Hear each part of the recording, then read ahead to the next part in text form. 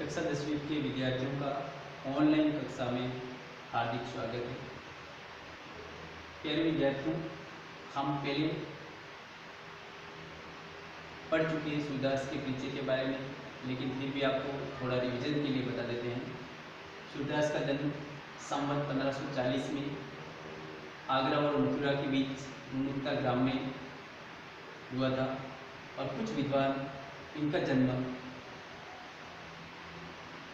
सिही ग्राम मानते हैं, जो कि दिल्ली के निकट है। और इनकी प्रमुख रचनाएं हैं, सूरदास जी की प्रमुख रचनाएं सुरसारावली, सुरसागर, साहित्य लहरी आदि। और इनका निधन संवत 1620 में हुआ था। यहाँ तक हम पढ़ चुके हैं। अब इसके आगे आज पढ़ते हैं सूरदास के पद। सूरदास के पद पढ़ने के लिए हम सभी को पहले अपनी पाठ्य पुस्तकें क्षितिज वो खोलना है और उसमें आप सभी को ध्यान रखना है और उसे समझने का प्रयास करना है। आपकी पाठ्य पुस्तक इस प्रकार की है, इसको खोल कर रखें। पाठ पहला सूरदास। ध्यान देंगे सभी।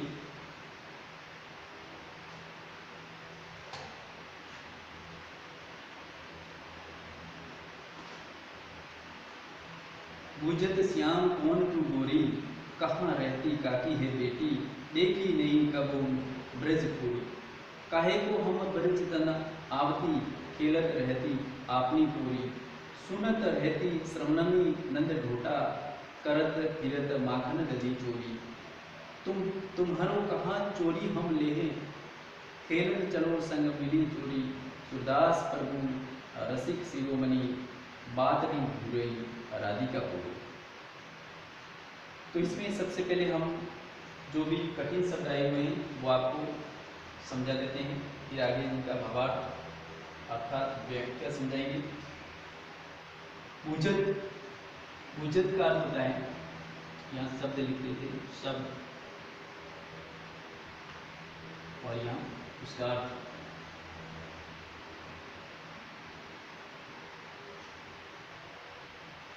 बूझत का अर्थ होता है पूछते हैं।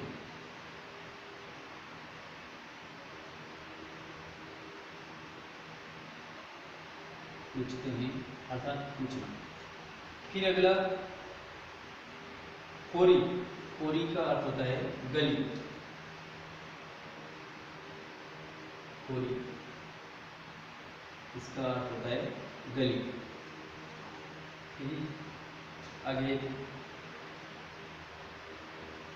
ब्रजतन। ब्रजतन यानी ब्रज की ओर। कोरी, कोरी का अर्थ होता है दहलीज। कोरी का अर्थ होता है दहलीज।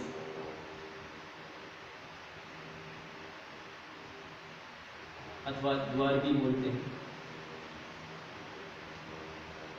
फिर आगे है श्रवणानी। इस प्रकार से लिखा हुआ है श्रवणानी। इसका मतलब होता है कानों से।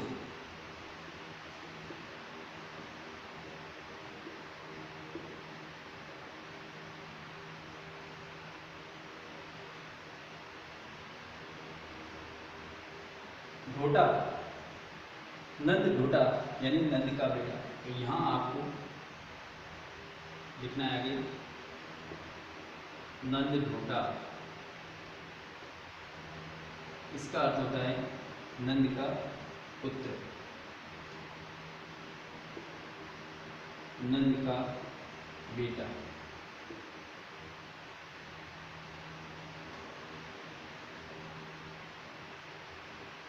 मिली जोड़ी। मिली जोड़ी का अर्थ होता है जोड़ी बनाना।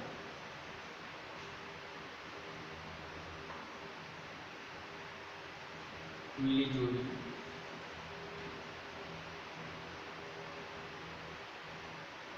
यानी जोड़ी बनाकर।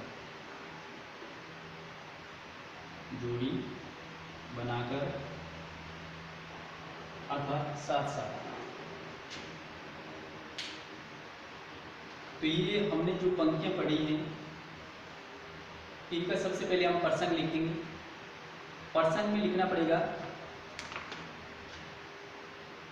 सबसे पहले पर्सन यानी ये कहाँ से लिया गया है, क्या बताया गया है इसके अंदर, उसके बाद में व्याख्या करनी है और अंत में लिखना है विशेष। किसी भी पद्यांश की जब हम व्याख्या करते हैं या उसको समझाते हैं तो ये जो मुख्य बिंदु है हमें लिखना अनिवार्य है। हाँ, तो सबसे पहले हम पर्सन लिखेंगे। पर्सन आपको बताएंगे, आपको समझना है और आपको जब लिखने के लिए कहा जाए तब आप अपनी नोटबुक में घर का काम देते हैं तो घर पर करना है, अगर कक्षा का ले देते हैं तो कक्षा में करना है। ठीक है, अब देखिए, बुझत श्याम कौन तू गोरी, कहाँ रहती काकी है बेटी, देखी नहीं कबू ब्रज गोरी। तो सबसे पहले प्रसंग लिखेंगे। प्रस्तुत पंक्तियाँ हमारी हिंदी की पाठ्य पुस्तक क्षितिज के अंतर्गत कवि सूरदास द्वारा रचित हैं, जो भ्रमर गीत से संकलित की गई है। अब इसमें क्या बताया गया है, तो प्रस्तावित पहले पद में कृष्ण और राधा के प्रथम मिलन का वर्णन किया गया है। ये तो हो गया प्रसंग। प्रसंग के बाद में अगला बिंदु आता है व्याख्या।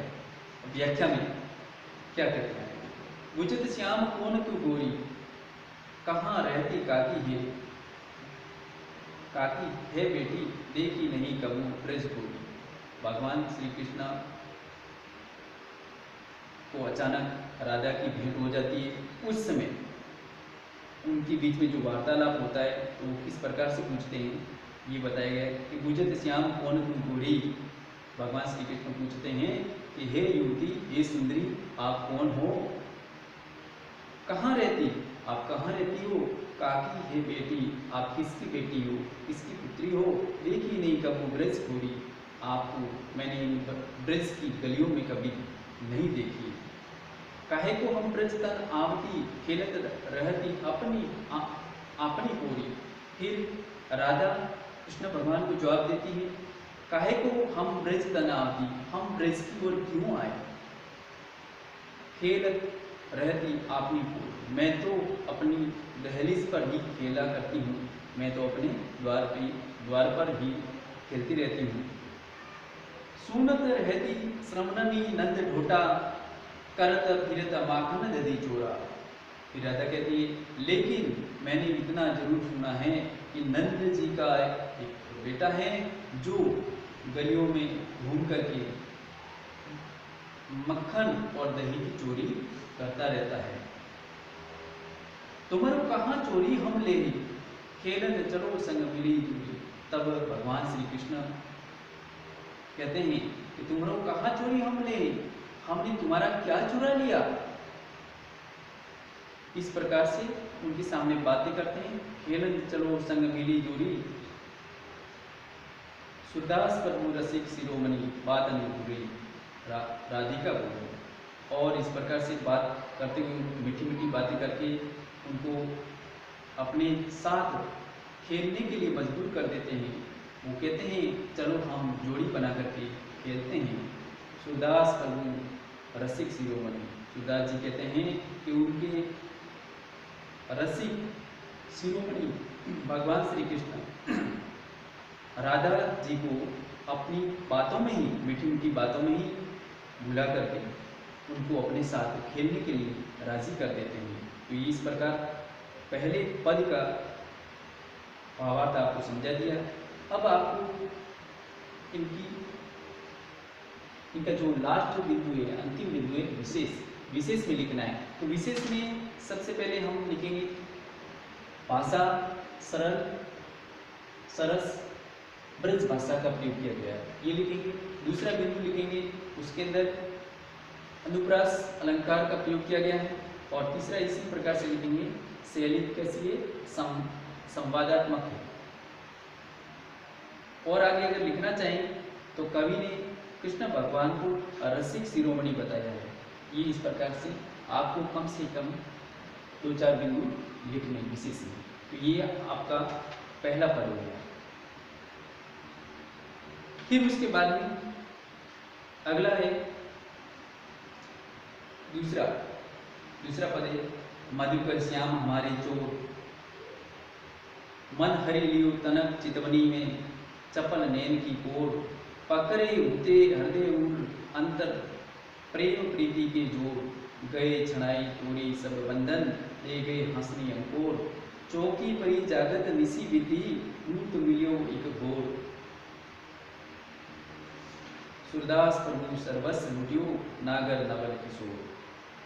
अब अगला जो पद है इसमें सूरदास जी कहते हैं कि मधुकर श्याम हमारे चोर।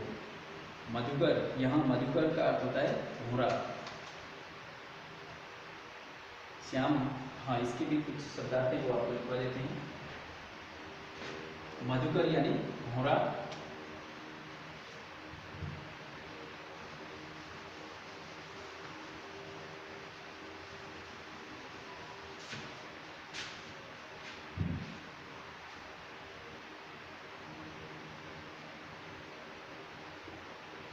मधुकर का अर्थ होता है भौरा।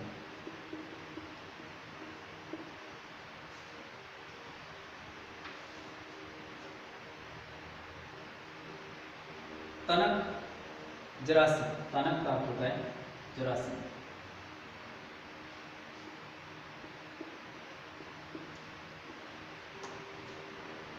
फिर इसमें एक शब्द हो रहा है अंकुर। अंकुर का अर्थ होता है रिश्वत। अंकुर,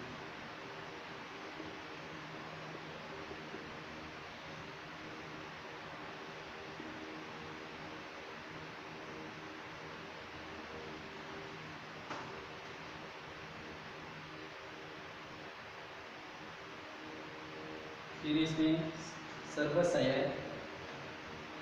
सर्वस,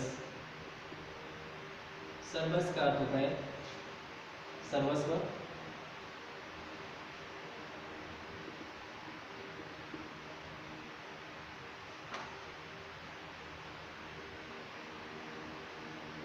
भौर का अर्थ होता है भौरा।